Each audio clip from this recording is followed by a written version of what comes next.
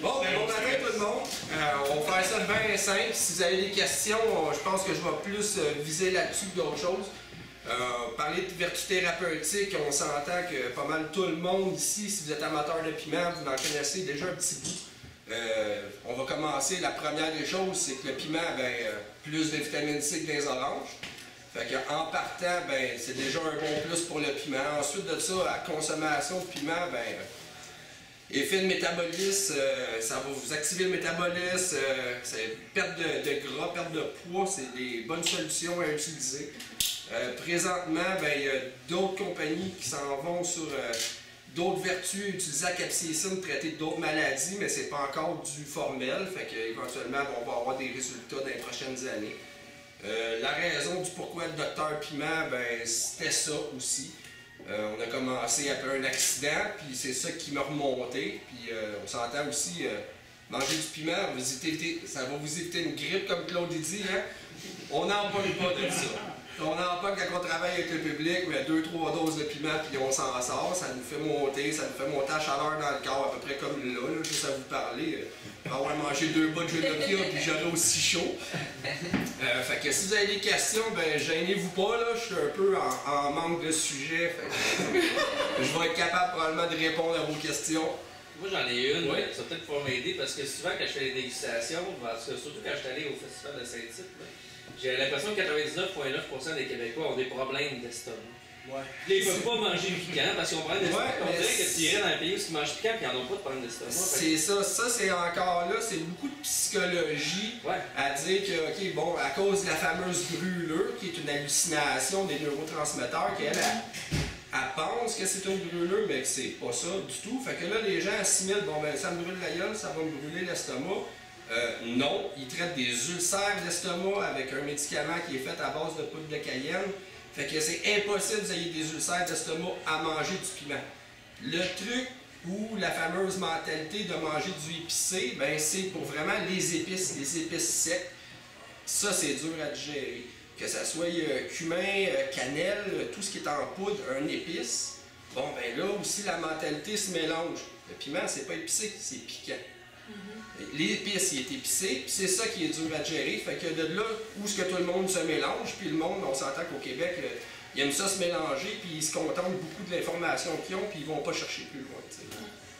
Fait que de là du comment, du pourquoi, que les gens pensent, il va y avoir des brûlements d'estomac.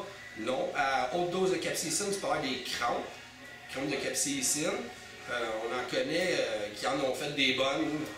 Claude, il pourrait en parler longtemps, sûrement. Trois fois.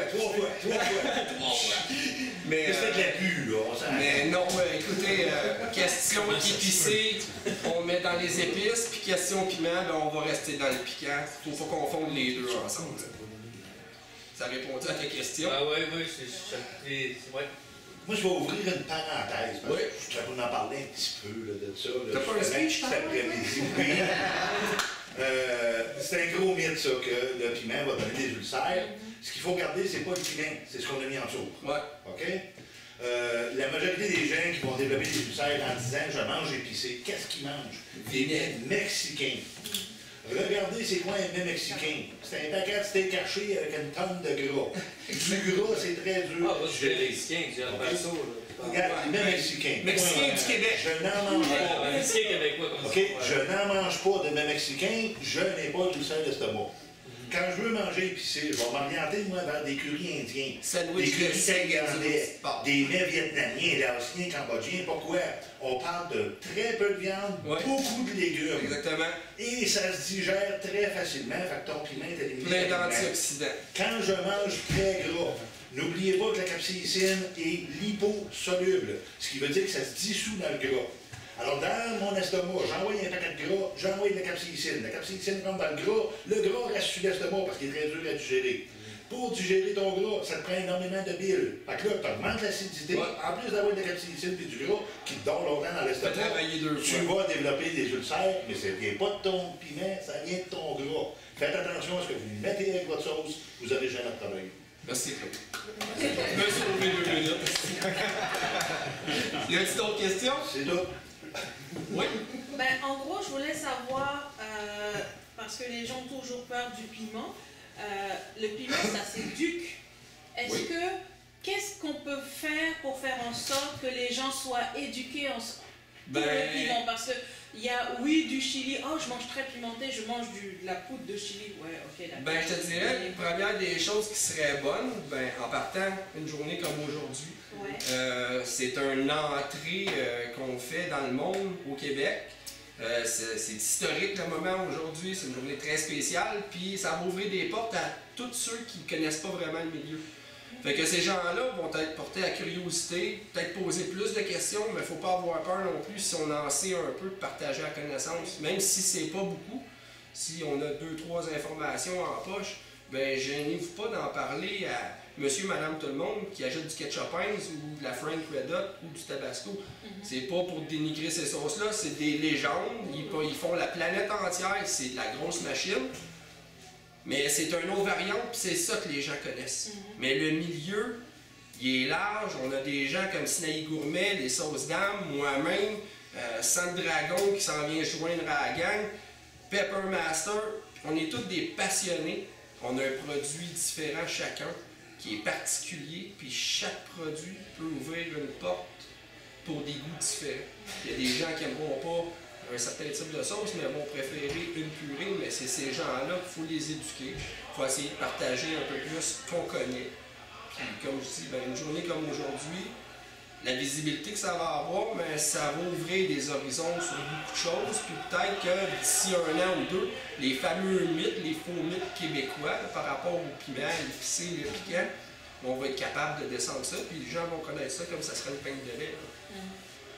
Si on n'en parle pas, c'est comme n'importe quoi. Si je fais pousser une plante, mon voisin n'est pas capable, je peux l'aider. Si je ne l'aide pas, il ne sera jamais capable. Y a-t-il d'autres questions? Tu penses un commentaire? Oui, certain. Moi, ce que j'ai... Monsieur Simon. Moi, ce que j'ai remarqué beaucoup là, en jasant avec mon entourage, c'est qu'il y a tout le temps dans mon entourage quelqu'un qui dit « Hey, moi j'aime ça manger piquant ». Il y a tout le temps quelqu'un qui aime ça manger piquant. Puis, je veux dire, c'est pas nouveau. C'est juste qu'à un moment donné, tu dis, OK, mais qu'est-ce que tu mets, qu'est-ce que tu aimes manger quand tu manges du piquant, tu sais? Ah, j'achète des jalapenos, tu sais. Il y a une question de diversité, tu sais, qui s'en vient, là. On aime ça, là. Tout le monde, il y a un engouement écœurant, mais on n'a pas de diversité, on n'a pas de choix, puis c'est un domaine qui est très niche. Fait que là, tu sais, le but aujourd'hui aussi, c'est de faire connaître qu'est-ce qui se brasse au Québec. Tu sais, c'est comme quand la microbrasserie est partie, tu sais. Je veux dire, le monde de la microbrasserie, maintenant, c'est même plus... C'est une évidence même qu'au Québec, on fait des très bonnes bières. Mais il y a 25 ans, c'est le mot de ça fait nous autres. La Unibrou. Après ça, on dit t'es des brasseries, tu sais, Boréal. Mais là, tout ça, là, c'est avec le temps, puis en jasant, puis en faisant des rencontres, puis avec les forums, avec tout ce qui se passe sur Facebook, avec tout ce qui se passe partout, j'ai tout ça. Je dois peut-être Facebook encore. Mais tu sais, c'est là, puis c'est le fun parce que ici, on est comme un petit peu dans un domaine virgin encore. Le marché est relativement très ouvert. Puis la clientèle est là. C'est trippant de voir où est-ce qu'on est tous là aujourd'hui. C'est comme si on se faisait des réunions de microbrasserie en 2000 ou en 97. C'est vraiment historique. La première. Non, mais ça a l'air de rien, là, on dit, dans 10 ans, on va en rire. Puis aux États-Unis, là, eux autres, ils l'ont pogné, ça fait déjà 10-15 ans, là, que c'est bien ancré. J'ai voyé un article, c'était quasiment aussi hot, le marché de sauce piquante, que l'aluminium ou le cuivre. C'était équivalent. On va rentrer à la bourse. Je sais pas d'où tu te souviens, il y avait des stats sur qui disaient que la courbe. Depuis les 15 dernières années, la croissance minimum dans le domaine des sauces piquantes, c'est de 10 à 15% par année. Et ça se dépend pas. Moi, je ne sais pas les chiffres, là, encyclopédie. Ah, tu viendras à 2 heures l'après-midi. C'est ça. Un petit extrait de 9 millions avant le dosage. Oui, en arrière. Moi, j'ai une question. Est-ce que les sauces piquantes, ça peut créer une addiction? On parle de... Oui! Si on parle du Scott Claude, je te dirais oui. En règle générale, tout dépendant du passionné ou de la personne dont on va parler, tu pourrais le mettre au même type qu'un ketchup Heinz. T'éduques ton enfant avec du ketchup Heinz, à tous les repas, va vouloir son ketchup Heinz. Et la journée que tu lui donnes pas son ketchup, ou tu y achètes du sélection mérite, tu prends une débarque. Fait que c'est un peu pareil, la sauce piquante. Claude, c'est un addict. Moi, j'étais un addict, mais ça part d'une passion avant tout. C'est pas une addiction physique. Je pense que oui, moi. Et pas la sauce piquante en tant que telle, mais le piquant. Le piquant, les doses endorphines, la sensation de bien-être, c'est ça. Au même titre que drogué, lui, va chercher d'autres tripes, ben nous autres, on a nos tripes à nous autres dans le piquant. C'est légal en plus. Et ouais, ça coûte pas cher. Vous avez de l'énergie avec ça. Oui? Moi, je me demandais justement dans cette ordre d'idée-là, est-ce que ça veut dire que la langue finit par moins goûter puis on a besoin d'avoir des doses plus fortes comme c'est tout dépendant, je te dirais, c'est vraiment du cas par cas. Écoute, il y en a qui, oui, je connais certaines personnes qu'eux, ils ont commencé petits puis ils se sont habitués, mais ça pique tout le temps autant. La seule différence, c'est que tu peux en avoir comme Claude, qu'il y a un neurotransmetteur manquant à quelque part.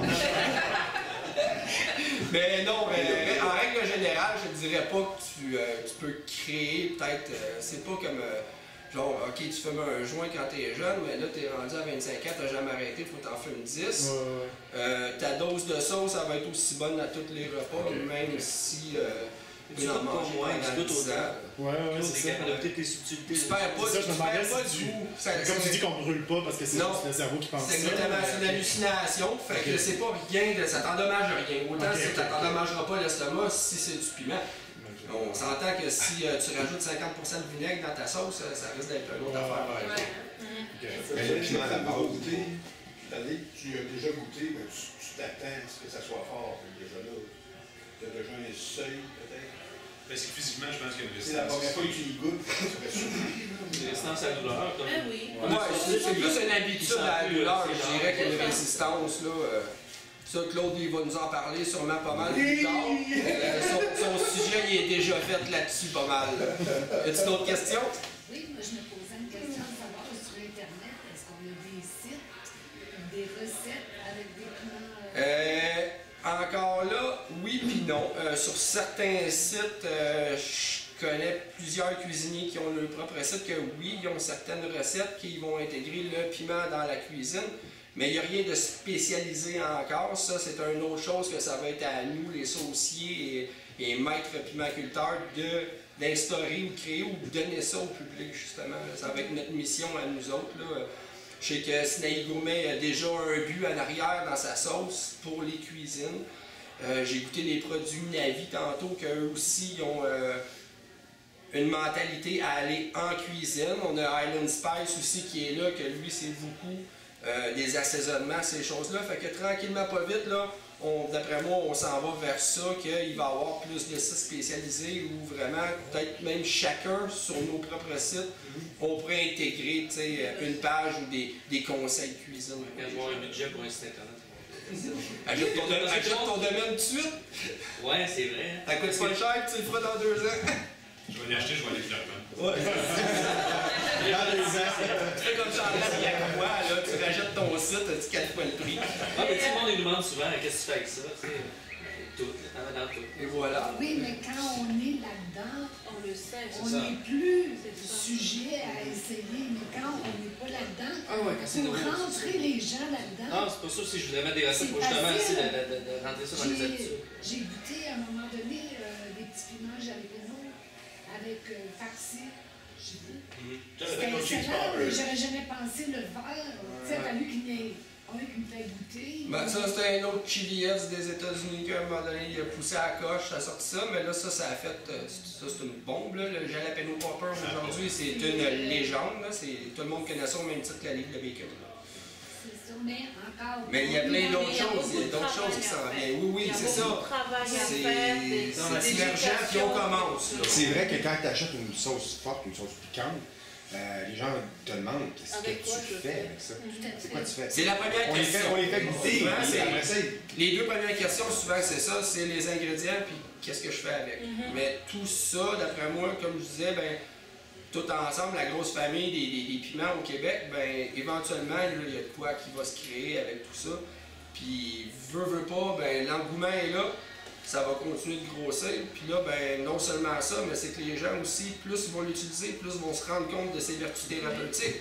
La personne qui pogne une grippe à toutes les 2 semaines pendant l'hiver, puis qu'elle passe son hiver avec la face grosse de même, ben, la journée qu'elle va découvrir la capsaïcine ou les piments forts, les produits de ça, utilise-les plus souvent. Oh, ok, c'est beau une fois par semaine. Non, ça ne fera pas. Ça, c'est comme les produits là, Géovogel, là, c'est naturopathe quasiment. Faut que tu rentres dedans, puis il faut que tu l'assimiles, puis il faut t'en prendre tout le temps. Puis là, tu vas voir la job sur le long terme. C'est sûr que c'est pas comme une aspirine, tu prends un premier shot, puis ton cas est réglé. Face à la grippe, par exemple, c'est quoi que tu dis qui est un style de vie qui va réduire? Ben, veux pas, plus tu vas manger piquant. Ben, ça dépend tout le temps de la résistance de la personne ou de comment elle vit. Si la personne elle en transpire en mangeant un jalapeno, ben l'eau continue de manger du jalapeno. Ça active ton métabolisme, tout roule plus vite. C'est ça, le but c'est c'est que ça travaille l'intérieur, veux pas, ça t'active d'autres affaires, ça va donner des chaleurs, ça va te décongestionner, c'est un décongestionnant naturel. Là. Tu peux te faire, il y a même des tisanes, dans certains pays, ils font des tisanes de piment fort. Fait que ça a ses vertus, c'est pas une folie, c'est pas un mythe. Ça va être gros, là. Regardez, là, présentement, le médicament qui se vend pour les ulcères d'estomac, le plus gros vendeur, mais sa base, c'est une base de cayenne. Ça traite des ulcères d'estomac, c'est du cayenne. D'autres utilisations, là. Lakota, tout le monde a entendu parler de ça? Lakota, l'éliminer Lakota pour les douleurs. C'est quoi l'ingrédient qui fait que Lakota est meilleur que les autres? La capsaïcine. Voilà. OK? Parce que la capsaïcine va procurer une chaleur pénétrante. Mon frère prenait du Lakota à 30$ à peu près le petit tube. Il s'achète un petit tube ordinaire qui n'est pas cher. Et puis moi, je lui ai donné de la capsaïcine en goutte, alors il en rajoute dedans, puis là, il se fait son propre onguent. Et laissez-moi vous dire que c'est très, très, très efficace. Les salves au même type que le menthol. Un autre roche dans l'eau, Ed Curry, qui a développé le piment le plus fort au monde, le Carolina Reaper, produit des piments de plus en plus forts pour des recherches sur le cancer. Ce qui arrive, c'est que ce qu'ils se sont rendus compte, c'est que au niveau de la fréquence des cancers de l'estomac, des intestins, du côlon, de l'anus, du rectum, des pays où la fréquence est la moins élevée, c'est les pays où on mange du piment fort. Et ça, c'est établi, là. Il n'y aura jamais un Indien avec un cancer de l'estomac. C'est là qu'il y a moins de fréquence. Pourquoi? À cause des réactions que ton corps subit par l'ingestion des piments. Et ça, je vais en parler plus tard. Des Smith de ABC Company qui a sorti Chili's, la petite pommade. C'était une des bonnes salles, là. C'est plus fort que du Tiger Bomb. J'avais une question. Oui. Je voudrais savoir, aussi dans les légendes urbaines, que ce sont les graines du piment qui sont difficiles à digérer. Je te dirais qu'au même titre que n'importe quoi, ça fait partie de ton légume ou de ton fruit. Pas plus dur à digérer. Peut-être l'écorce, oui, va prendre un petit peu plus de temps, mais il n'est pas supposé être dur à digérer. Okay. Dans beaucoup de sauces, ils vont enlever les graines, ils vont enlever le placenta, ils vont utiliser la chair seulement. Dans d'autres sauces, ben, ils vont aller chercher les huiles, tout dépendant. Moi, j'utilise mon piment entier. Puis, regarde, je l'ai fait, j'en ai mangé de la graine. Où on mange la graine qui est cuite en poudre. Bon, ben là, rendu à ce niveau-là, peut-être prendre plus de temps à digérer, mais ne sera pas dur à digérer. C'est tout le temps le laps de temps de la digestion. Il y a des choses qui se font en 2 heures, il y a d'autres choses qui vont prendre 5 heures. Plus fibreux. Exactement. J'ai vu une recette passer de lui, ils utilisaient les feuilles du champignon pour faire un bouillon. Il n'y a pas c'est pas toxique, les feuilles du champignon. Pas plus que n'importe quel autre. La plante en tant que telle, c'est de la verdure. Toute la plante pourrait être bonne à utiliser. Là, c'est à voir quel style de bouillon qui se fait avec ça. Moi, je suis très curieux de savoir. C'est la première fois que j'entends, mais je crois. S'il y a des gens qui font des thés, on fait des thés avec certains types d'arbres ou d'arbustes. Pourquoi on ne pourrait pas le faire avec le piment? Ça reste à voir. As-tu d'autres questions? La sensation du piquant, justement, de la capsée, j'ai toujours du mal à le dire. C'est au début. Ça, je vais t'arrêter. Je vais laisser ça à M. Dubé. Ouais. M. Dubé, il est prêt sur quelque chose. Okay. Moi, ça va être le plus dans le thérapeutique. Oui. La première chose à savoir, c'est que dans un piment, on parle beaucoup de capsaïcine. Hein? Tout le monde a probablement entendu ça, capsaïcine. Saviez-vous qu'il y a 22 éléments actifs dans un piment? Il n'y en a pas seulement un, il y en a 22. Il y en a 5 qu'on connaît. Pourquoi? Parce qu'ils sont facilement mesurables. La capsaïcine, la dihydrocapsaïcine, la nordihydrocapsaïcine, l'homodihydrocapsaïcine et l'homocapsaïcine, okay, qui varient en concentration de 69 à 1%. Et les 17 autres, habituellement, on n'en parle pas. Pourquoi? Parce que c'est des traces. Okay? Alors, il y a différents agents dans ton piment. Maintenant, pourquoi un piment va s'attaquer au devant de la bouche? Un autre va s'attaquer à la gorge. Il y a des piments qui vont toucher aux deux parties. Allez voir mes revues sur YouTube, vous allez voir, c'est pas toujours pareil. Chaque piment a sa brûlure. Certains piments vont frapper immédiatement. D'autres piments, ça peut prendre jusqu'à 1 minute et demie avant qu'on ressente la brûlure. C'est différent d'un à l'autre, dépendamment de la concentration, justement, des composés. Non, je parlais au début et à la fin, c'est à l'entrée et à la sortie. Non, la sortie, ça, c'est un mythe. Okay. Si vous avez des hémorroïdes, soignez vos hémorroïdes, puis après ça, vous mangerez de la sauce et des piments. OK? Moi, j'ai jamais eu de problème à la sortie. Okay. Jamais. Je dis pas que c'est moi. Hein.